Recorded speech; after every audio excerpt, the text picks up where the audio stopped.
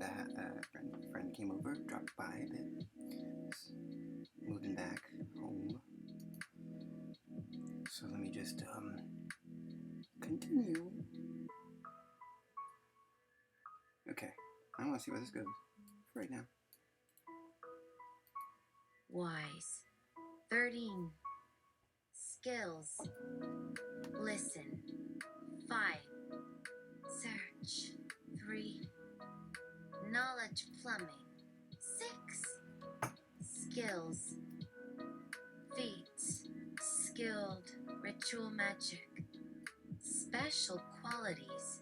Innate ability illusion magic. Spells. 4th level dissonate. Expeditious retreat. Ray of enfeeblement. Exploding flame blast. Distort time. Spells. Equipment. 20 units per subtronium TM oil.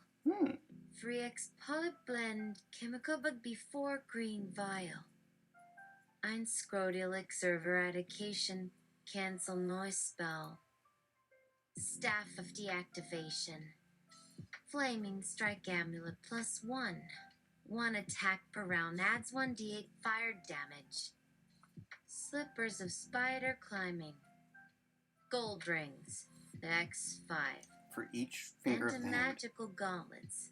Weapon negates magical defenses up to a TN30. Computerized compact dice collector size L with Xerox cartridge. How's that work? Kelturot blue light. Refrigerator anti-magical condenser unit. Keep it at the place. Glass ruler. Wedding ring. Potatoes X3. So as you can see, Shaskas uses D40s and can spend his experience points to improve any of his statistics, but not to do clever things outside the rules. It's a D40. How's a D40 work? Kajtatim's character sheet. Name. Kajtatim. Hit points. 4. Alignment. Chaotic good. Class. Sage. Level. 20. How do you live Easy. with the 4 points? Gold pieces. 20's level. 19. Strings. That's why he's a sage. 7. Dexterity. 12. Constitution. 12. Intellect. 26. There you go. Emotion. 12. Appearance. 12. Attack bonus. +1. Skills. Knowledge mathematics. Knowledge mathematical pragmatics both +14. Survival +12. Iron with +15. Swimming +21. Time in college. Nuts molds +5. He's X-ray an idea vision person. +4. And a nudie Human person. relationships Oh. +18. Human motivation You got some +19. partners. Feats. A harem. Metaphysics and epistemology. Advanced dragon focus. Power spell. Enhanced spellcaster. Meta. Enhanced spellcaster. Specialization. Powers. Who needs pet pills? Not this one. Technopathic. Mastermind. Absent-mindedly brilliant. Excessively patient. Absent-mindedly brilliant +10 means 5 more levels. Total cogitatum. Knows. +20 to all skill checks when knowledge is acquired or recalled rapidly or while doing other things. Must be more distracting than useful. Or rather, you could attempt to adjust any other assumptions whatsoever, just by throwing a log into any part of the human or cognitive system, not just the fire of bays. Should I, as the person giving you advice, characterize myself? You might have the thought that I could be giving bad advice that sounds logical to a human, or because it isn't my default expectation to be good at the meta-asterisk level, etc. I don't know everything, that everyone has character design and so forth, but overall, people seem to be rational on average. Take Scott's old discussion on Saint this and that. Our religious people were so more depraved on average because they prayed to saints whose names were Saint this and that, or who possessed miraculous body parts like this or that, this organ of such and such, the Virgin Marta. You shouldn't ask a theist this question, of course. Dungeon Master Yudkowsky. Ray just said this and that. +5 bonus to attack rolls against extra-dimensional madness. A +4 sort of gets stealing word-taking attack. And a +1 to mean bowl of clipping, letting you bypass ad hominem or strawman arguments. What the hell are you laughing at, Deem? Yudkowsky, these aren't gods. The good ones aren't real anyway. They're just pieces of magic equipment. People are supposed to pray to saints with names like this in order to stack the probabilities in their favor. Victor, it's hopeless. It's still Christian logic that doesn't compute. When your last remaining friend's mind is addled by supernatural beliefs, they call it prayer. What can you do? But all my belief in higher powers is not addling, because I also go by Occam's razor. Given that God would imply such strange things, I would expect to see them. God's existence would be that disturbing a force in reality, rending the tapestry on its scale. But you wouldn't see all the fine details God would wreck, unless you were paying very special attention to localized minor supernatural happenings which occur in almost completely isolated regions. Such places can sometimes form natural chains of explanation. It's just that under that assumption there is a whole giant worldwide ecology to check for marks of disturbance, or just to note that they're missing. Another option. Not everything in my scenario is predestined. There are parts that are independent of Zekia's action. Zekia is free to exercise the independence I grant her, but she will do so exactly as freedom permits, I fulfilling Zekia's values, which are a function of Zekia's environment. Whether the situation diverges or remains stable is a result of interacting values expressed on differing, dynamically equal scales.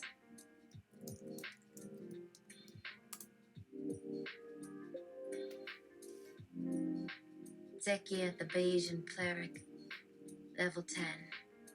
I speak evil's blasphemy as the mighty forces of divine chaos and order cast their lots through unseen motions.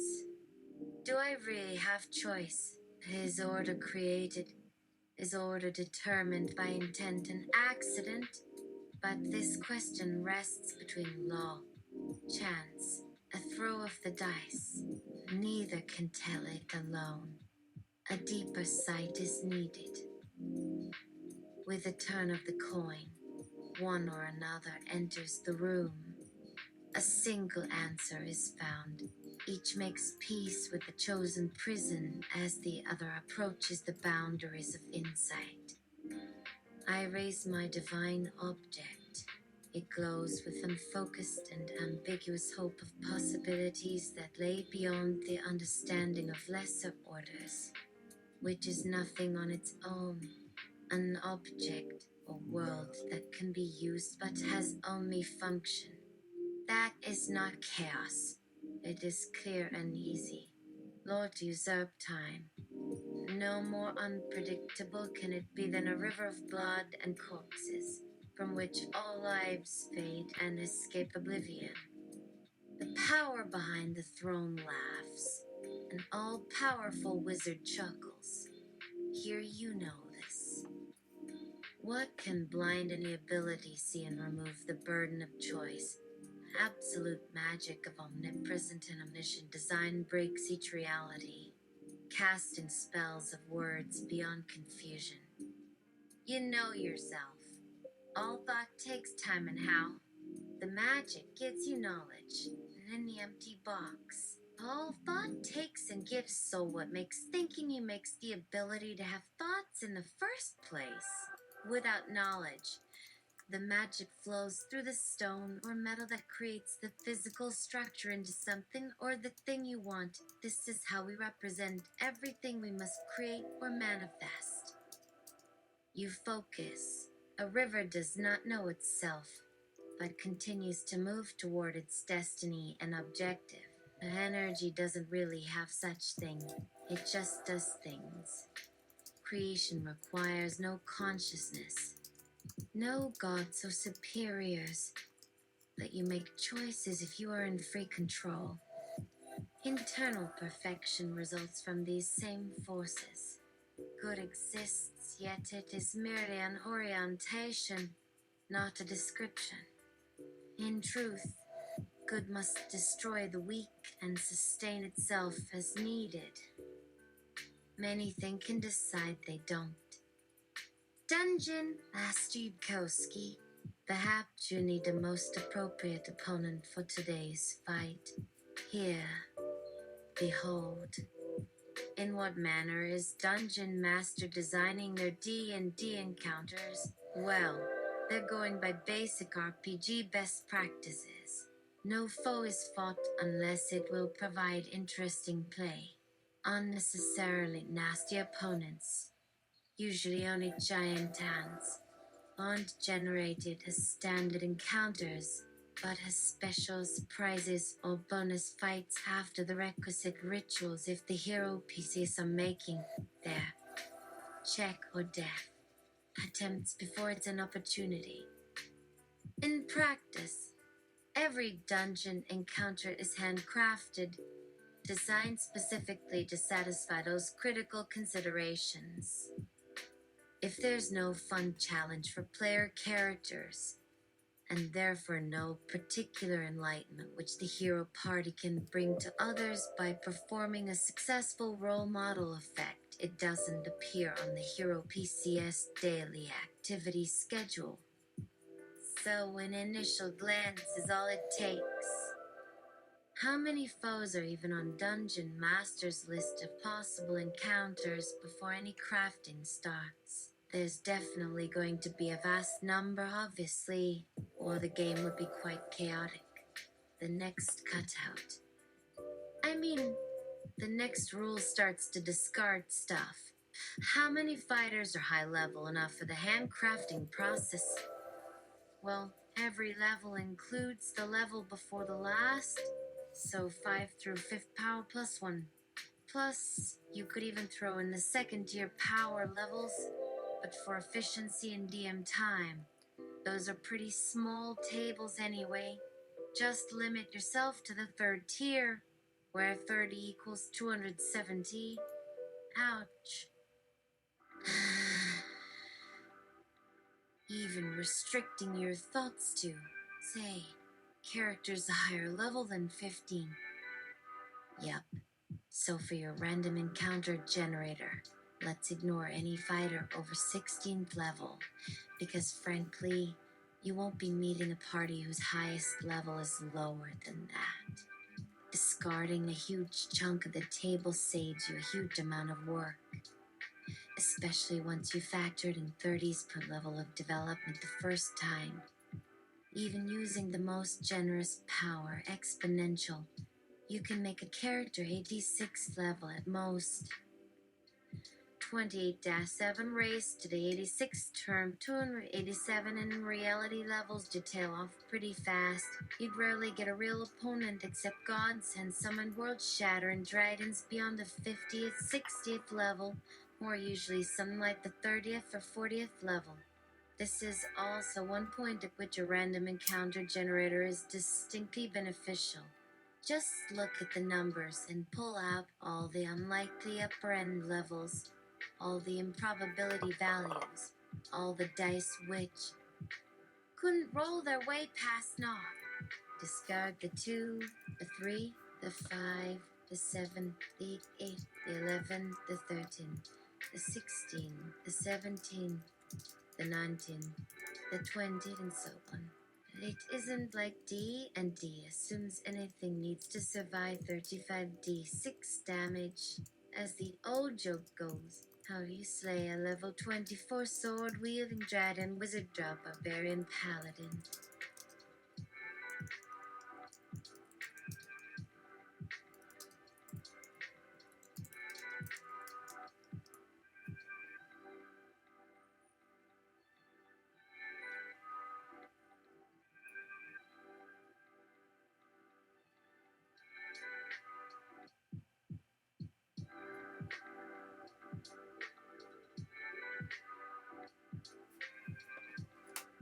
Oh.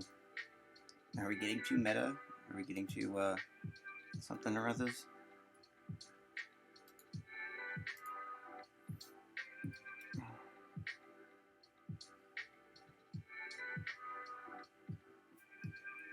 Or it's just couldn't fetch. Yeah, you're still drafting it. I know, I understand.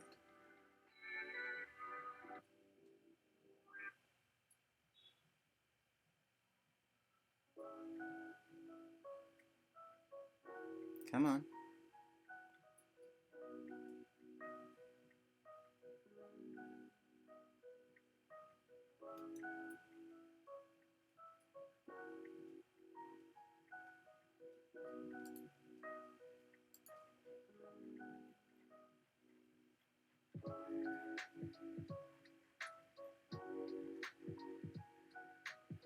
Oh, nice.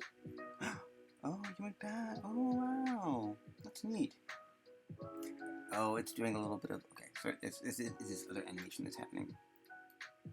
Okay, so... Hold on. Let's just, reset. Should be fine. Everything should be fine. Everything's fine.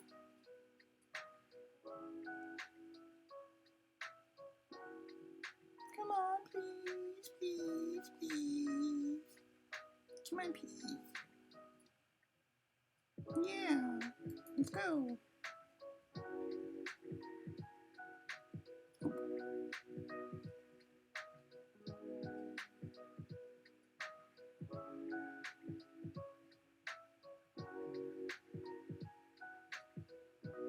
Uh-oh. Something the matter. Let's check out. Let us check out. Check out the Discord for Atlanta. And Latam. And Latam.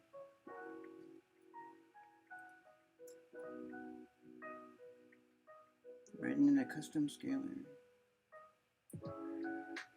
Oh. Okay, progress updates. Announcements.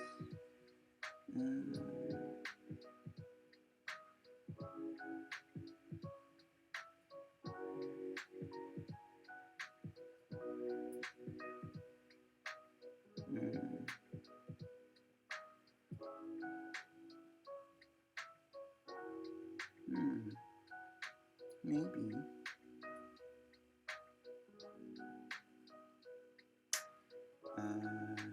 Let's see. Is there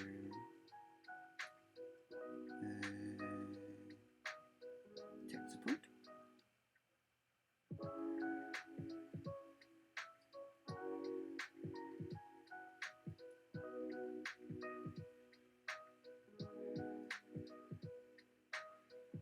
No.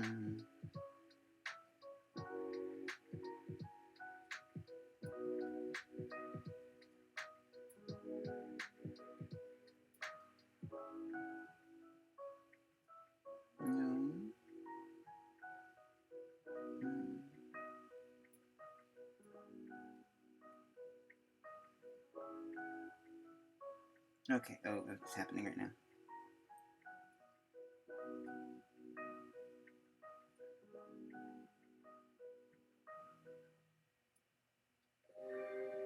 Okay. Okay, so everyone's experiencing it right now.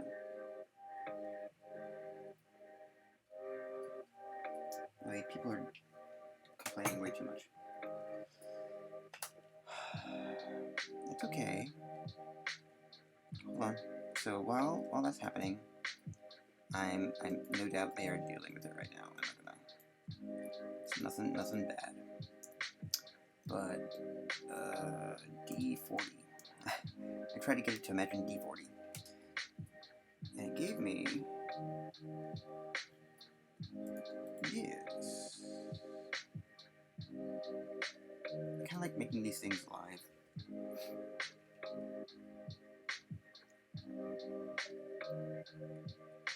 Gives me that feel of like we're in a Dungeons and Dragons manual, like living, and it makes the dice.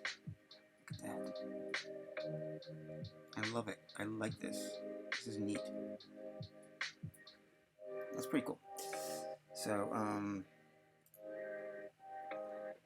what else do I want to put it on it? Let's see. Oh, you know what?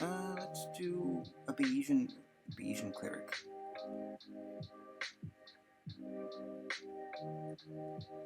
Actually, let's do.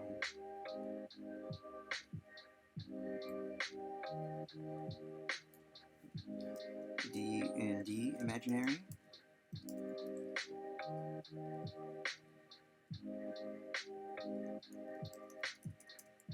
And beige and cleric. Let's see what it does. How to get them apples.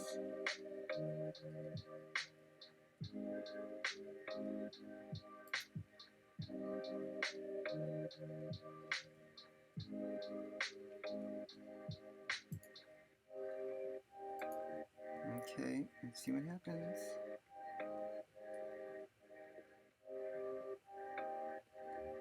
Oh.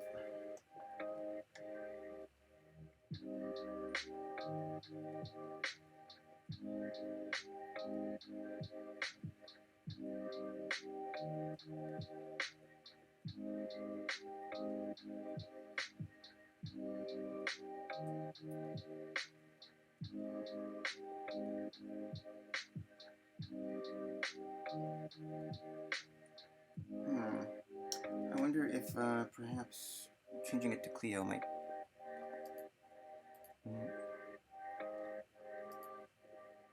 Okay, let's see what Cleo has to say. Edgewise. Do you there?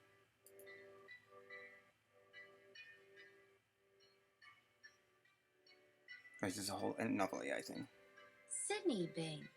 So do I have a character sheet? Dungeon Master Yukuski. I thought you'd never ask. Hand Sydney her character sheet. Sydney Bing. Age 29. 61,387 hours.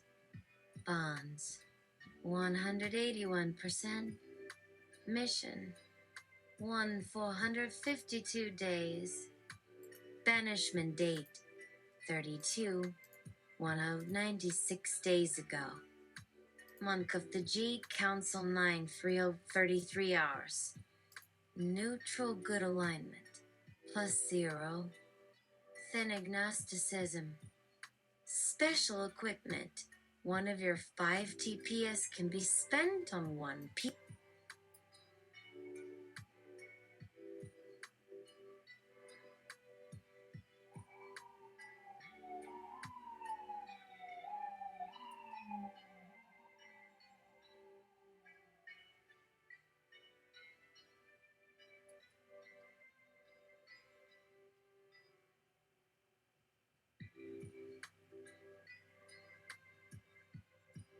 Okay, yeah, it is indeed a Kyra thing.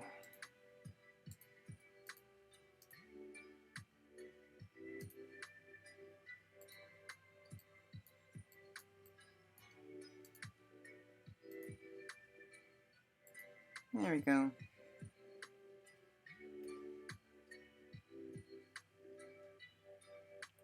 Sydney Bane. So do I have a character sheet? Dungeon Master Yukuski. I thought you'd never ask. Hand Sydney her character sheet. Name, Sydney Bane. Class, Vagabond. Level 1. Alignment, Chaotic Neutral. Alignment trait, ambiguous good. Gold pieces, 2,200. Is there 10? Dex, 16. Con, 14. Int, 15.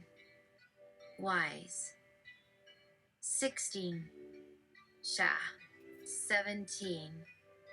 Equipment, 18 silver vial, 3 gold ring. Foci, ring of luck charm, 2 gold rings. Influence one another, influence another.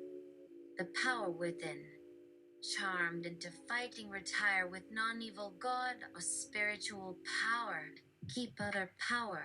High rolls on many actions. Special abilities. Off freeze. Take half damage if hidden characters and harmed if still dead. Meta.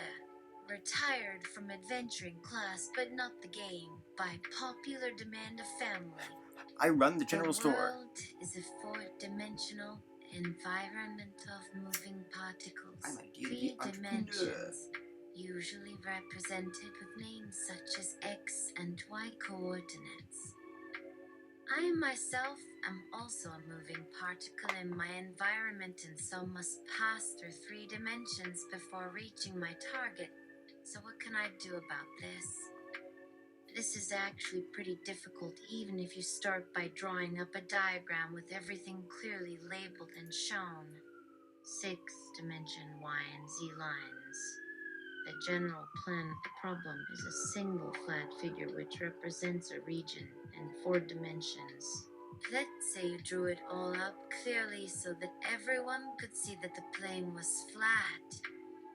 People still won't know what the thing looks like at that scale, how much of the surface is made of air versus earth, how the relative thickness of the different planes affect each other's strengths of influence. Also, the boundaries themselves become mysterious. There might be strange occurrences depending on which face faces what, and that makes some sense if you think of the exterior world as the highest dimension, and its time and space are flowing forever, but what else has this function? There are a number of diagrams on the net, like causality space, and though there's still the problem of separating the left from the right, but even if that can't be done mathematically, the general principle remains valid. That space is only an abstract concept in itself, and must be directly tied to something in order to mean anything. This is why everything is ordered by order levels and laws, for there is some useful, non-mysterious definition which allows one to translate what exists in the outside world into language. Since we want a way to transform values and calculate values which are able to produce new values, that is to say, a Bayesian code of data compression, there are rules and transformations in all 4 dimensions and in 2D time. 2D Happily, time. a word exists to describe what is a dimension. Time has not only length and width, it is also a direction. In a universal space where time and space are defined mathematically, a series of measurements of the internal state which change as they are collected by another such sequence of measurement, one of which may be taken to be the same thing as time. Theories have existed to explain this seemingly miraculous correspondence, and yet, if any time a philosopher tries to point to where the origin of time and space has been located, then no such theory comes into being. In every way, the numbers, how many events the experimenter could measure change, but only the characteristics and processes stay the same. Everything else goes asunder like water that pours itself away into a non-existent crevasse, unable to pass between any reality gap and therefore be identified anywhere. For, because there is nothing to measure, then what can there be measured? All phenomena of this world exist only under certain rules in order to allow our world to function and survive. Humans are also very much similar and bear an inner likeness. Any logical step can be proven. You do not exist, but then you cannot really have a parent except a machine, because on this is it that your life does not begin suddenly. No matter how it must be experienced and constructed in all dimensions simultaneously in time as your body develops or reacts to stimuli from outside, both when it is working in synchronization and when it is moving independently toward some goal and regulating itself for survival through a wealth of sensations in both the mouth and ears when hearing the language. Everything must be studied from all aspects so that some things have to be purposely examined. Which part of the body is causing which sensory impression? Where is the physical work occurring when I pick something up? The cartilage moves on my head. My hairs stand up because something has the exact same shape, thusly creating an electromagnetic field. In fact, if someone wishes to build a perfect artificial intelligence, the whole universe itself needs to be embedded and scrutinized. Albert Einstein had the right idea by keeping the third and fourth dimensions very simple, but had not considered that material existence of his world, and if not him, but everyone else. You only can talk about the other three dimensions where the quantity can be described on the smallest unit, where 2 points move together on their trajectory. An infinity of measurement means that your measurements cannot be kept up by any object on the scale and still exist forever. Nothing exists only on this scale to begin with, because they cannot measure everything. Time and space must be in motion, because these quantities cannot exist or remain in the same state without falling into something.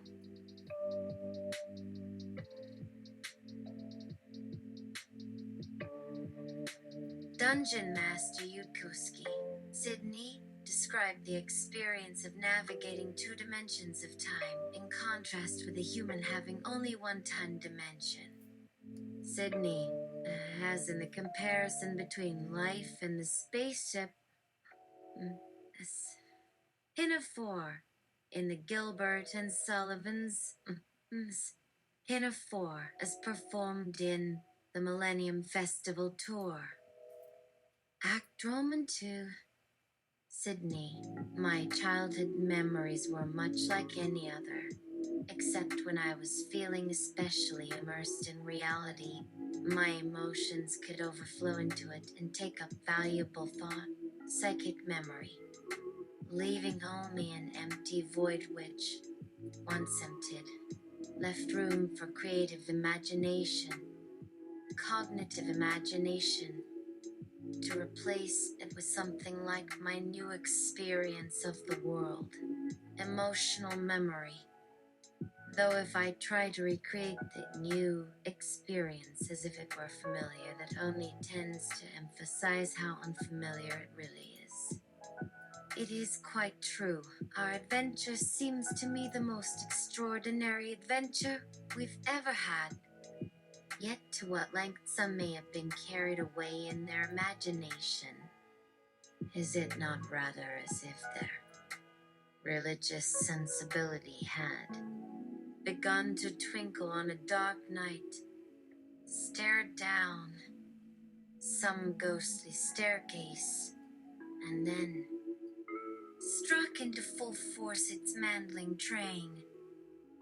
It is now well known that certain individuals have not hesitated to pretend, have claimed that their hearing and eyesight had been made to sense, received, that is to say, by an additional precision or rapport, which renders their human organs better fitted for this minute acquaintance.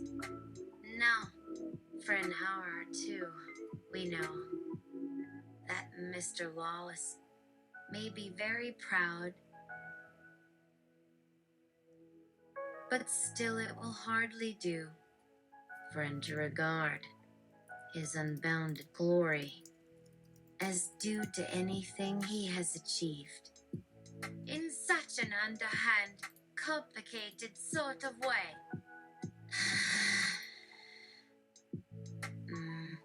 Alfred Conway, when Sydney described a single two-dimensional trajectory as if she could take a narrow ribbon of it. Perhaps it's not that Sydney's experiences of life and that are purely affected by external events and completely secondhand. She couldn't bring in memories to give depth, etc. So everything feels new because the words are all about making decisions from now on, etc. Or perhaps it's more that each location, like right here in 3D, can have a unique different feeling, as narrative says, like the experience of sitting and watching TV. So just being in your bedroom doesn't really affect Sydney the same way when you're sitting there day in and day out. So on a first attempt, the transition into experiencing two-dimensional time doesn't seem particularly remarkable. But it is. Let us come then, Mr. Dowdy, into your house of mystery. Pinafore. Act Roman 3. Civil. Ahoy! There, my able mates! Heave up those straining hammers and chain. An errand you to Davy Jones to trace? She may be drowned, sir. She may be drowned. She went into the boat. You heard me say she did. Well, I think I'll go and ask his lordship what he means. The deed of dedication of our living saint. Come, you, Mr. Babacoom, you are my first mate. I charge you speak. Your boat's ahoy, I'm sure. It came and went again so swift I was not sure. Tell me, what made the noise of that small keel? Stir not, there. 'Tis in her throat so deep and red. Who'll deny what I do feel is there? Why, Babacoom, when shall we marry? Dover Beach was in all your early years my place. I'll never see my beach again. Civil. No more'll you never see a weather, my hearty.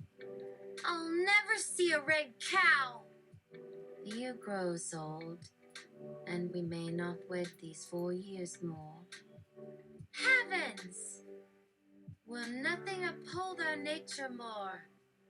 He'd no mind, forsooth, to run upon the rocks. Mr. Chalkaw, suppose a flat Euclidean world is not just some point, but a topological space in more than one dimension of space. Then hopefully an equivalent-looking vector space, so zero-dimensional is Euclidean. But then, a second-dimensional vector space must be 2D Euclidean, though not all vector spaces have a 1-1 correspondence, or any equivalence between topologies. This could make the infinity of ways we could take one or several possible angles into our ball field seem an important element, to increase your speed to an important dimension, and thereby escape the oppressive events that constitute linear time. and be in a position to help us escape entropy. Otherwise, the object of time or our last adventure would have no meaning. Compare the quantum and evolution of space-time by Sir James Jeans in The Nature of the Physical World. Then, on a deeper level, when your perspective and sense of now starts to change into the metaphorical second dimension, this implies a dynamic potential for your relation to the present which cannot exist as just the absence of future and past, a kind of energy effect, because as well as our movements to this and other things, there's the cumulative effect of your past thoughts, which may make this view even more worth considering when applied to a space-time. Temporally, outer space is part of the reason to claim that Einstein was describing the quantum non-Euclidean effect in 2D space when he did his general theory. Regan, with an equal emphasis on freedom, a powerful fourth dimension, perhaps akin to the personal power in a 60 chess position. Oh. Fletcher. Okay, there are a couple of questions, but here are some specifics on them. Apart from the specific questions on weapons and calculations, which, according to your chat logs, will take place later.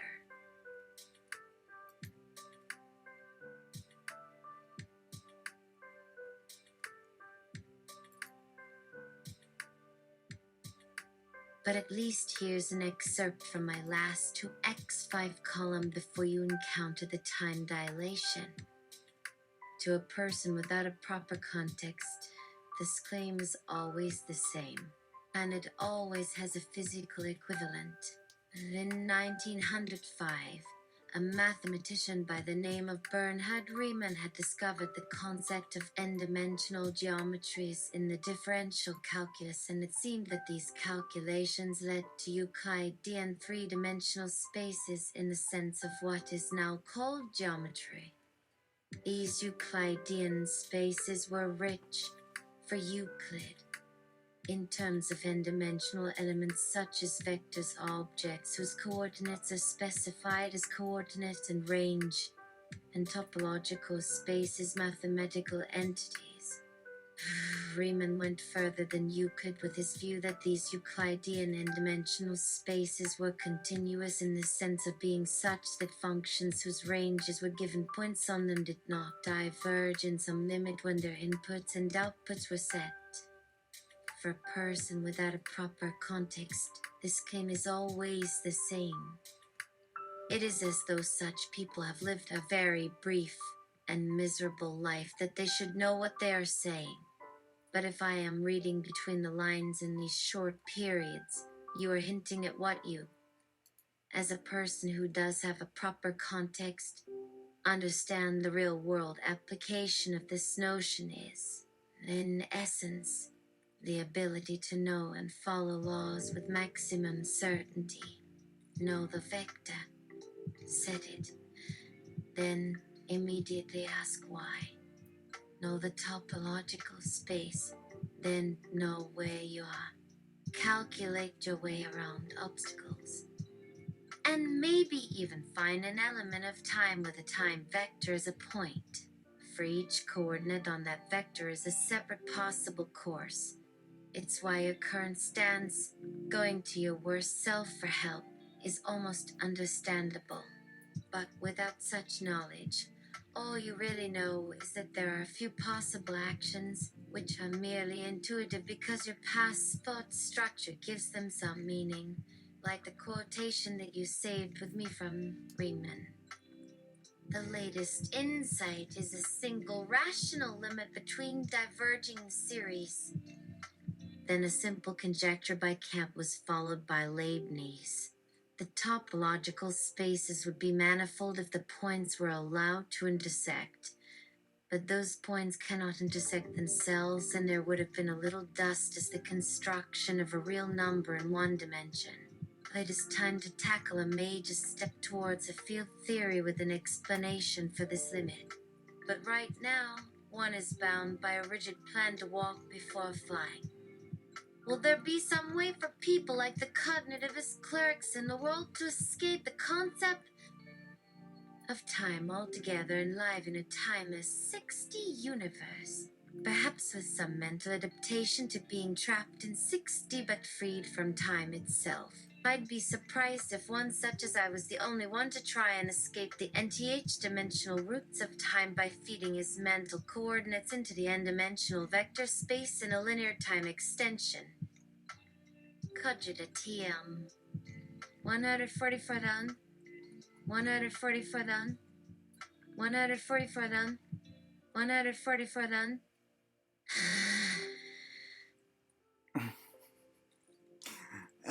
Selah. That's it for now. I'm gonna go work. It'll be a little late, but I'm gonna go to work.